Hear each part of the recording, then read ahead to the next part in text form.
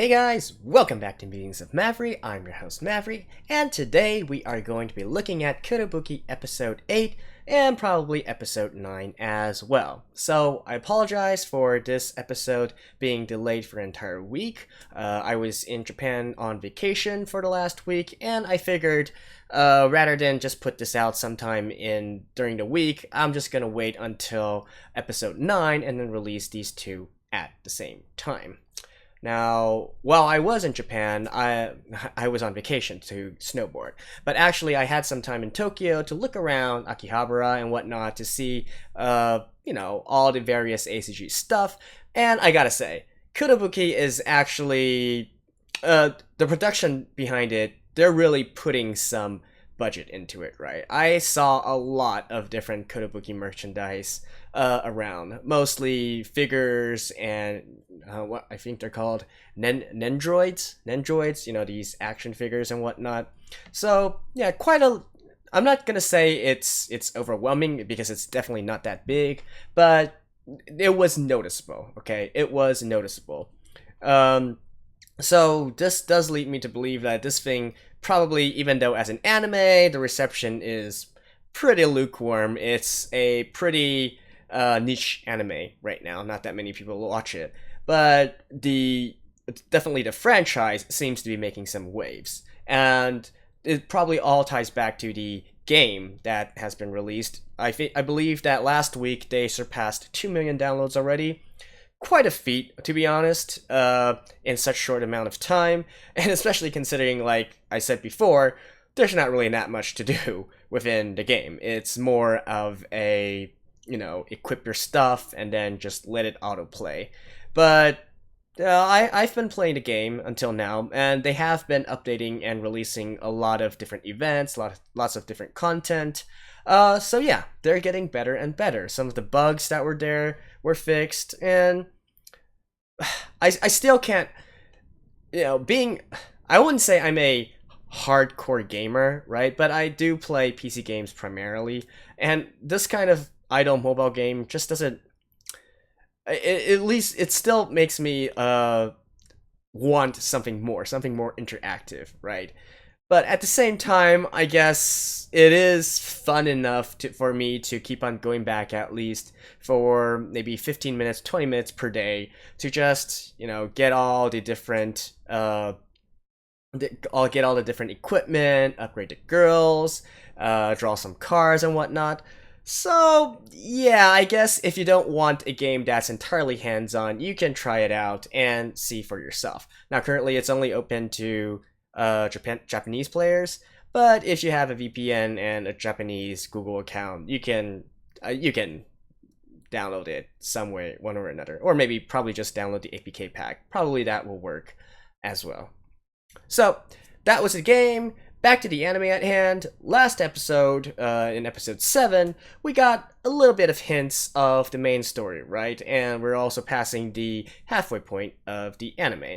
So now, let's see in the latter half whether or not we actually expand a little bit more on the main story, main plot, or let's just see how they can continue on with the story. Even though most of the story is in the game, I obviously did not look at it since I don't want to be spoiled. I like to go into these episodes blind, so let's just watch this together. And let's begin in 3, 2, 1, play.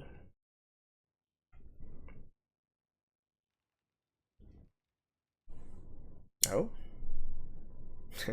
End newspaper? Alright.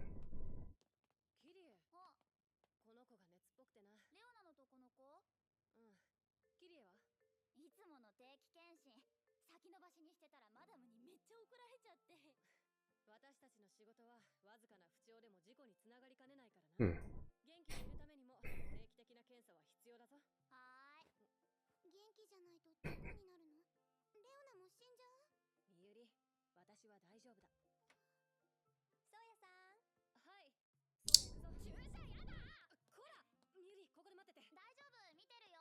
Rihanna, so maybe Rihanna backstory?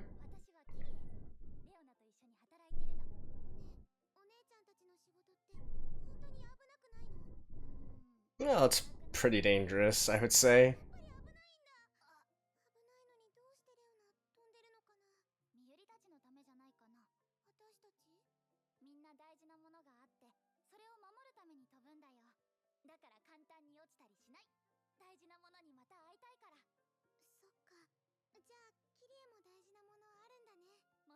Good question.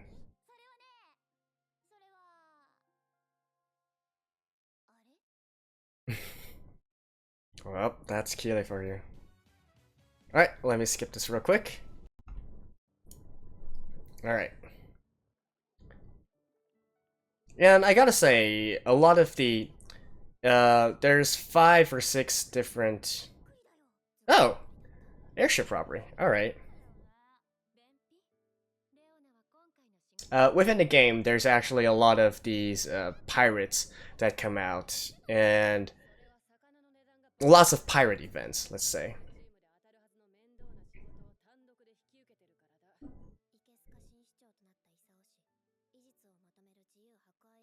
Oh.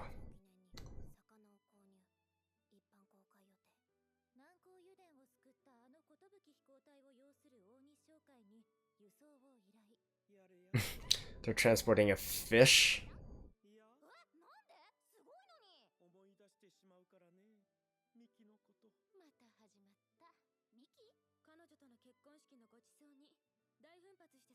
Oh yeah, well, yeah, considering that they don't have oceans or lakes,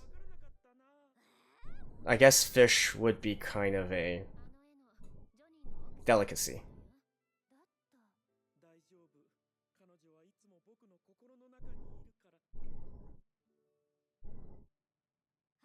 This is supposed to be a sad story. Sorry about that.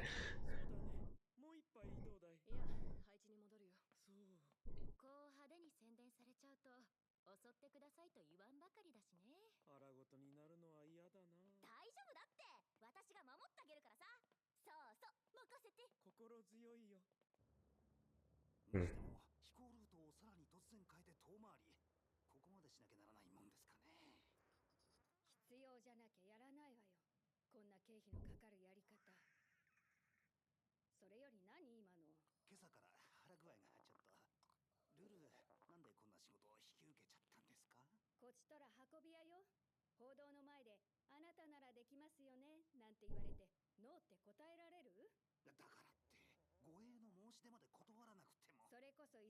Dude, just go to the bathroom. I don't want to hear your stomach.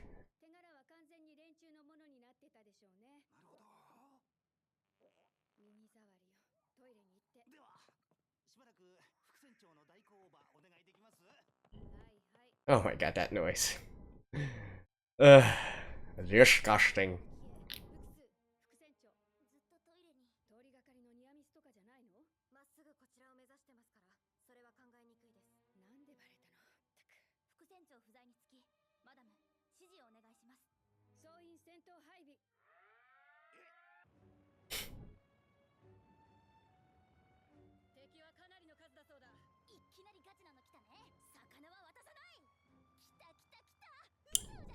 Oh, 15?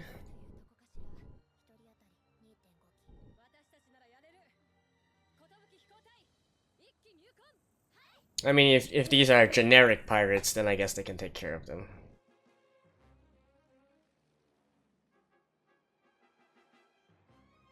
Oh. We're actually looking at a semi-serious formation battle this time. It's been a while.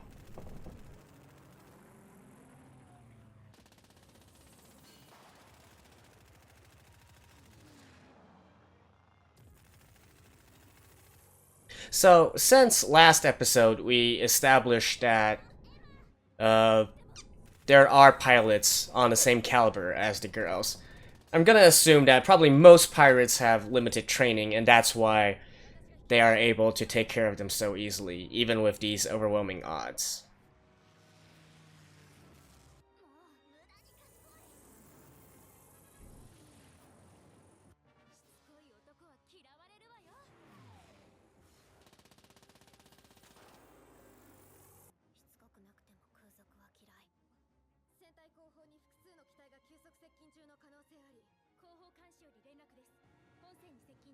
Hmm.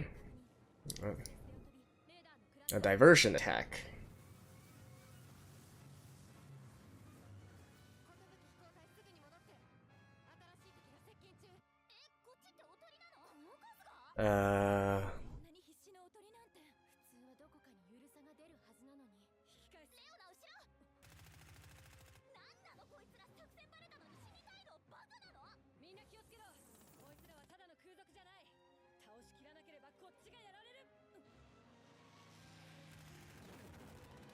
Dang.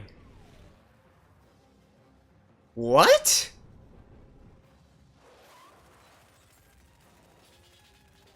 Seriously? Holy crap!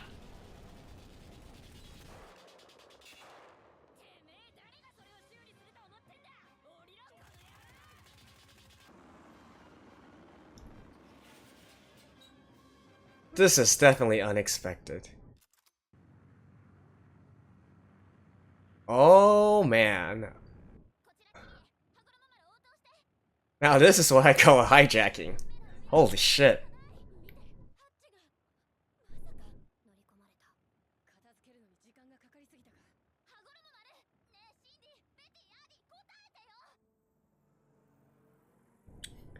At the same time though, their defenses are really a bit lacking.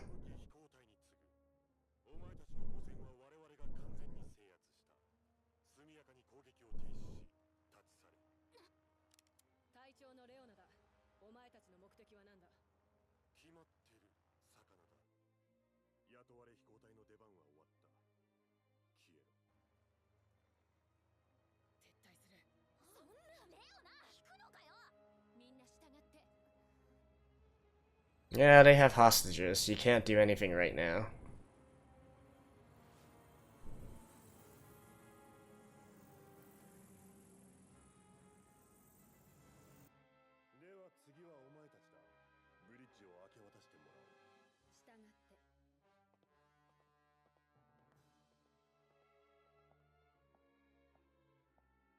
Captain...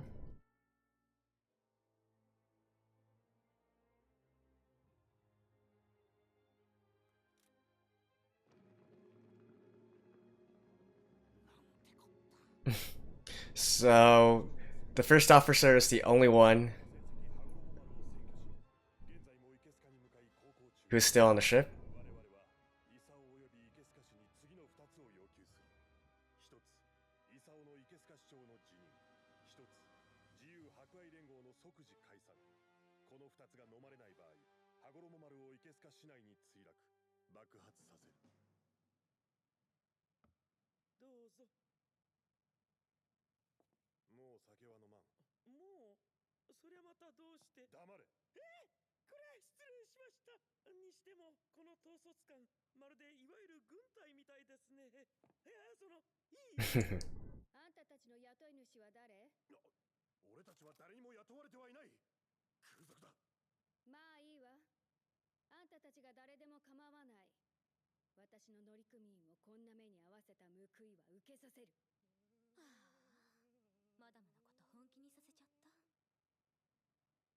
Yeah, but probably not a good idea to be mad right now.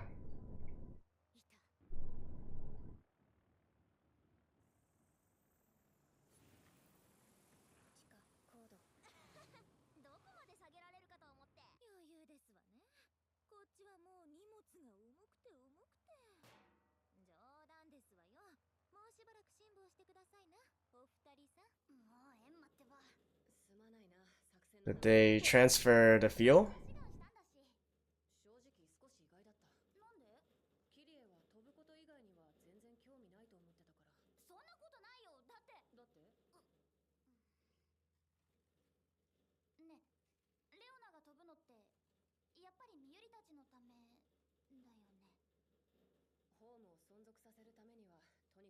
Oh, she's actually the owner of that orphanage?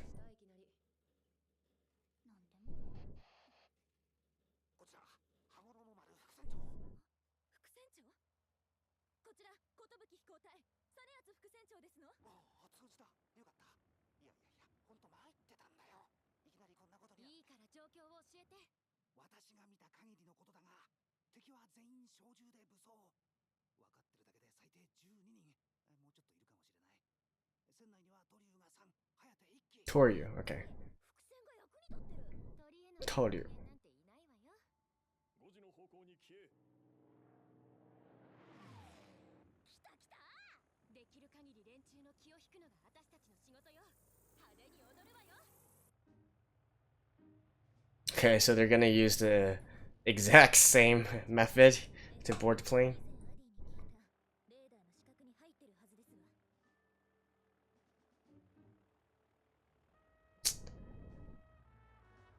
Somehow, this seems like way too big of a weakness in their defensive systems.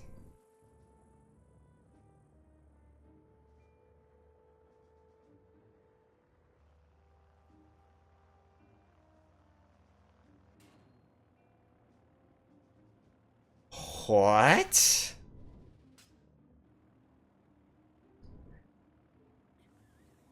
Man, these girls are seriously, like... I said they were superheroines before, but really? An air-to-air transfer? Oh my god, for zip lines?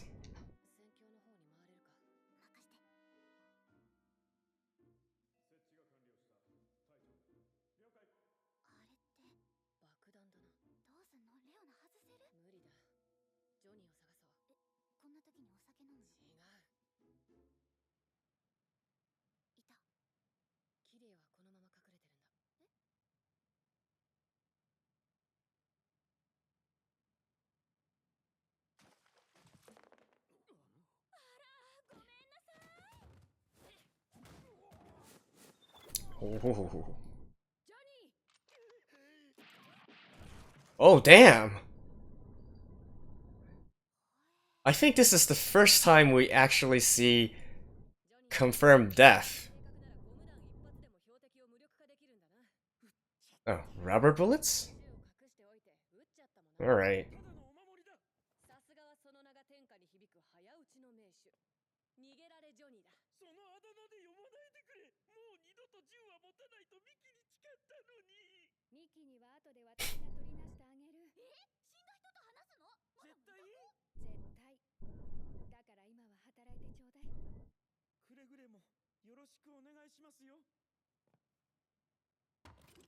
Ooh. こいつらって難航の時の謎空賊ですわよね。なんでまた？たまたま？偶然ではない気がする。いいからみんな気をつけてね。強いのは確かなんだから。残念ながら羽衣丸がハイジャックされ、我がイケスカに向かっているのはHmm. 大丈夫なんですか？大丈夫ではない。でもその大丈夫じゃないのを大丈夫にするのが我らが自由博愛連合。こんなこともあろうかと常備戦力を組織してやったのです。今まで税金の無駄遣いだと言った記者さんは親愛なる私の可愛い羽衣丸乗組員たち、窮屈な思いをさせてごめんなさい。でも忍耐の時間はもう終わりよ。さあ、どれが来る？船長は暁に羽ばたく。Hmm. 動くな。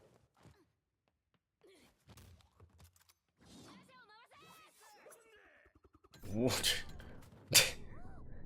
What? This whole plane... Everybody knows combat? Alright.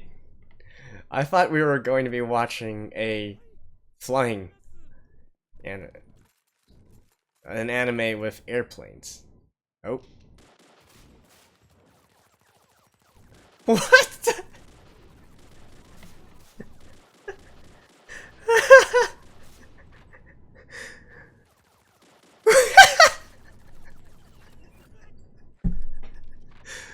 What in the world?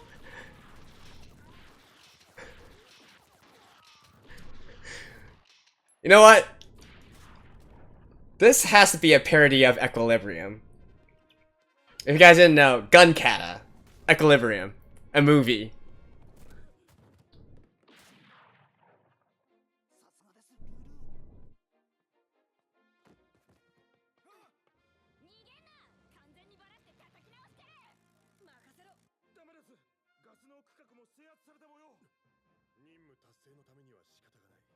いざとなったら我々も観念しなさい。いざがもう来やがった。Whoa.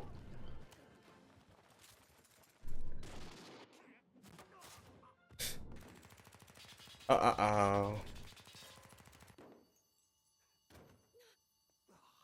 行船で実弾使いやがって。どうにかして船を下ろせない？無理です。予備系統も潰されてるみたい。 Abandoned ship. 現在の推定位置は多分イケスカの南30キロ程度かと。ジョニー、解体できた。残念ながらかなり手こずりそうです。すいません。どのくらい？おそらく1時間。手動で機関は止められないの？各機関室、ドアが壊されてすぐには入れないそうです。じゃあ羽衣丸は曲がれず止まれず爆弾を抱えたままイケスカに。キリエ、はい。Hmm. ま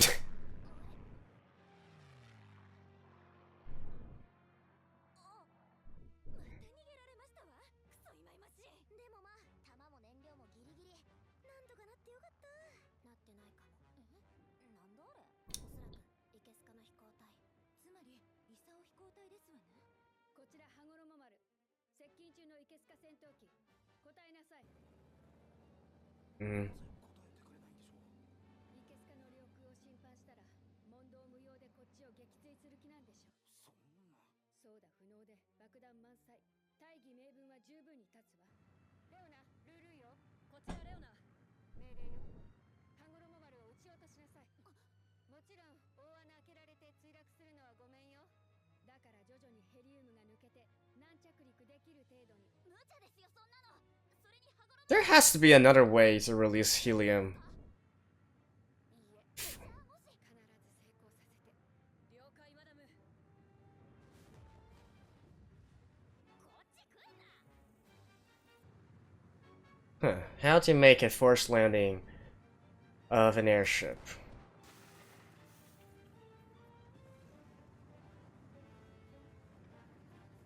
That's a good question. よ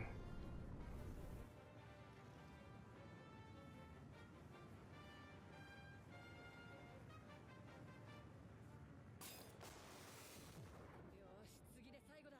決めるぞ。 That's a 30 millimeter shell? Maybe? Dang. That's some precision aiming there.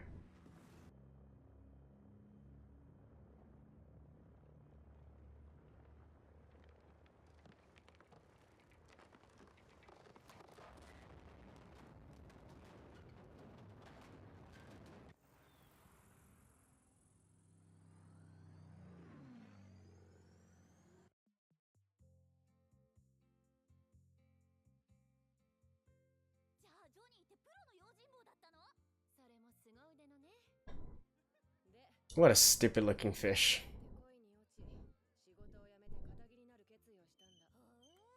でもそのミキって生きてんでしょ？なんで別々にいんの？それがね、足を洗っても銃好きだけは治らなくて、コレクションを減らすどころか増やし続けて、愛想つかされちゃったんだって。じゃあリリコさんは？別に、ごく普通のウェイトレスよ。普通？あれで？ああ、ごめんよミキ。約束破ってしまったけど、どうかミキが戻ってきてくれますように。無理だと思いますよ。受領書にサインを。心よく犯人を引き渡してくれて感謝感服雨あら。 She's probably gonna charge him extra, right? 人聞きが悪いな。何にせよ今回の件はお見事。私たちはプロの運び屋だから。ただ、もう二度とあなたの依頼は受けないわ。ま、いろいろ気をつけて。目立つってのは大変だよ。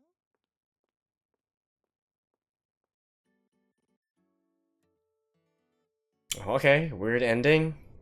But, okay. Alrighty, so this was quite an unexpected episode. Again, we're kind of straying away from what was supposed to be an aerial combat anime, and now apparently, well, it's not like the first time that this has happened, right? But really, it's getting more and more ridiculous. But since I already said that I'll probably turn my brain off for the series, at least with in terms of the settings and plot, and only focus on realism when they're talking about the airplanes, right? So, I guess it does make it kind of enjoyable. At least it was interesting to me, right? For it to be so over the top and ridiculous, like the especially the bartender who, as I mentioned, the part where he was fighting the the air pirates, or I guess military personnel or something. That part definitely references the gunfu or gun kata from Equilibrium. You could also say the way that he dodges bullets might stem from the Matrix or the Gunslinger Girls, things like that.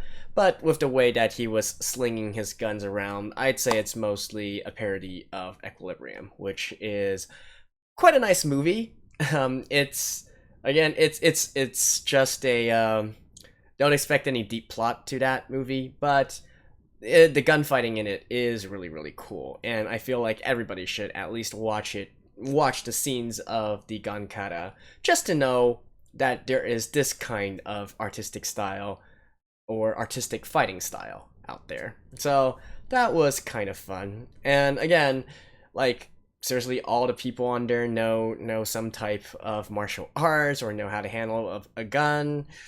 All right, it's whatever. And I was really thinking that we were finally going to get our first actual death on screen in the anime, but it turns out that they were using rubber bullets. So I guess in order to skirt the rules of its classification, they did not show a death on screen.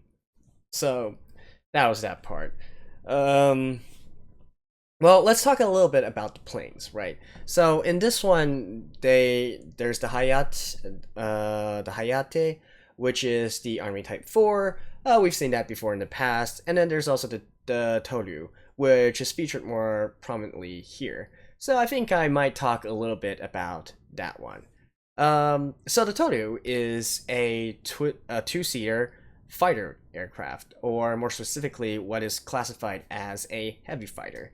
Now, this part is a little bit more interesting because heavy fighters are something that's it was only used up to World War II in a sense, this kind of classification, and it has since we don't really use that term anymore within modern air fighter terminology. So what the doctrine of it is pretty interesting as well. So heavy fighters are essentially fighters which don't rely on the maneuverability of the fighters themselves. They rely on the range, the speed, and also packing a big punch. Due to them having, twin engines, a more sturdy airframe, they have more power, so they can carry more armaments. So in this case, this kind of heavy aircraft basically just says, I don't care if you're going to buzz around me and whatnot. What I'm trying to do is I'm trying to fly very long ranges, so they were also used as bomber escorts because they have the range. And then when we do engage, I'm just going to overwhelm you with my firepower, and that should shut down your maneuverability, provided that the heavy fighters follow proper doctrine and air tactics, right? Otherwise, they could be sort of like bitten to death, like an elephant being bitten to death by ants. Actually, I'm not sure if that idiom is used in the West, but you guys should get what I mean, right?